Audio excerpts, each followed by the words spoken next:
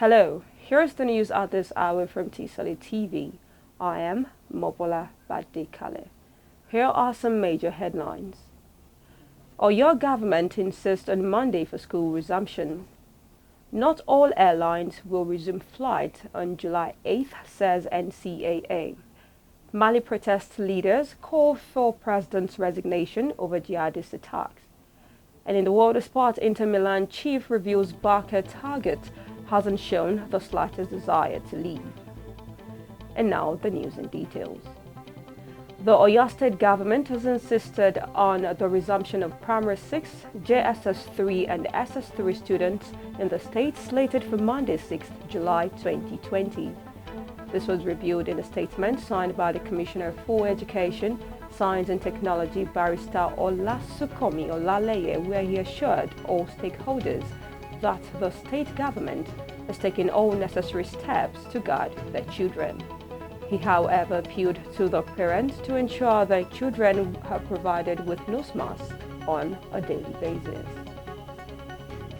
Happy and excited because being at home is it was not easy to read at all. But when it was announced that we resumed school, I was very happy.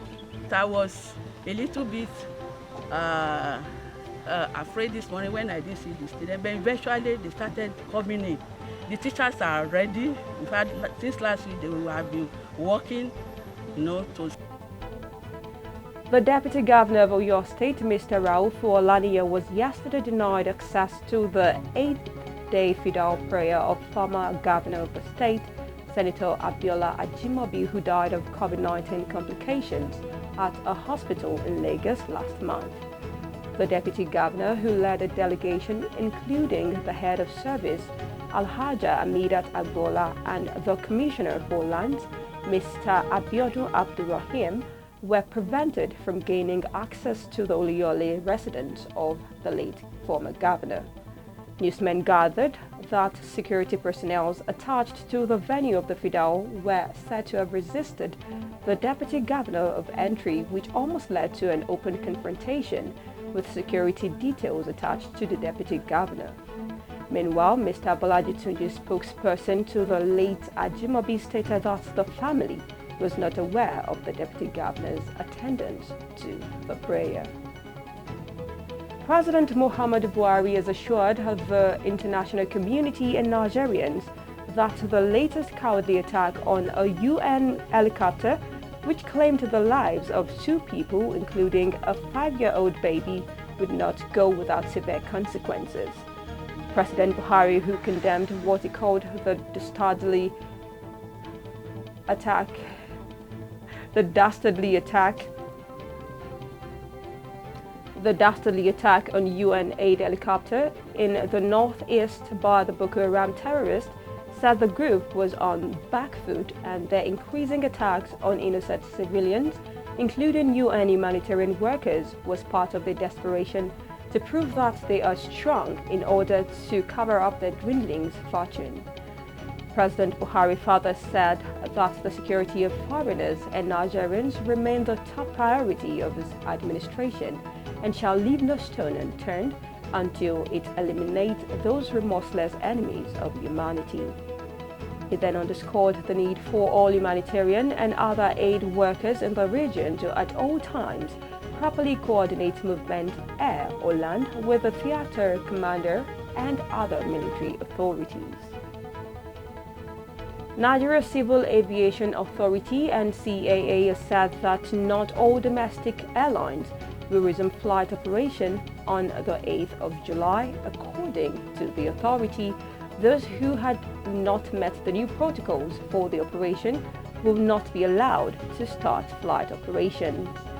The Director General of NCAA, Captain Musa Nuhu, who disclosed this during a web air, said the fact that the federal government has announced July 8th as resumption date does not mean safety is going to be jeopardized. He then warned that without total compliance to given protocols, no stakeholder will be handed a permit to be part of the restart. Meanwhile, the Minister of Aviation, Hadi Sirika, while also speaking at the event, said the federal government is still working on palliatives for the aviation industry. And now to some foreign stories. The United States President Donald Trump will hold another large rally in support of his re-election campaign, even though the number of coronavirus infections is on the rise again in several states. It is reported that he will speak to supporters at an open-air rally at Portsmouth Airport in New Hampshire on Saturday, July 11th, adding that masks will be provided.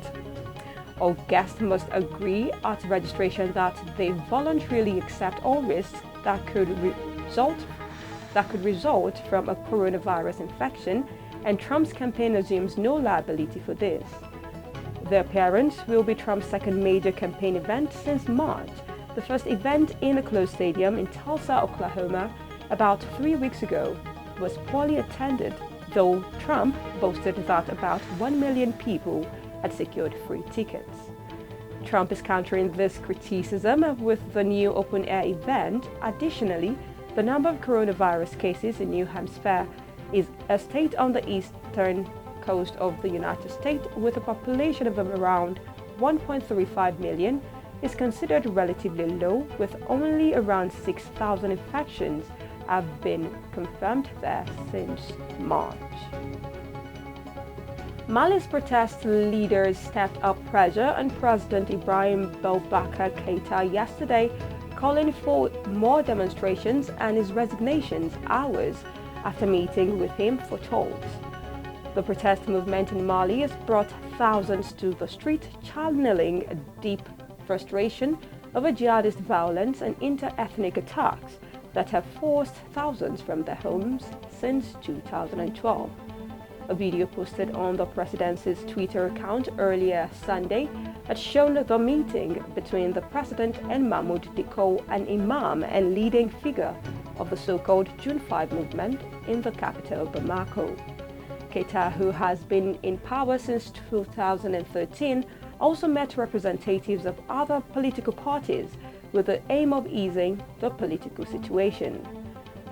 This request included the dissolution of parliament and formation of a transitional government whose movement would appoint the prime minister. And finally, in the world of sport, Inter chief executive Giuseppe Marotta insists Lautaro Martinez has not shown the slightest desire to leave amid continued speculations Barcelona are interested in the Argentine international. Martinez, who missed a penalty in Inter's 2-1 Serie A defeat to Bologna on Sunday, has been strongly tipped to make a move to Camp Nou at the end of 2019-2020 season.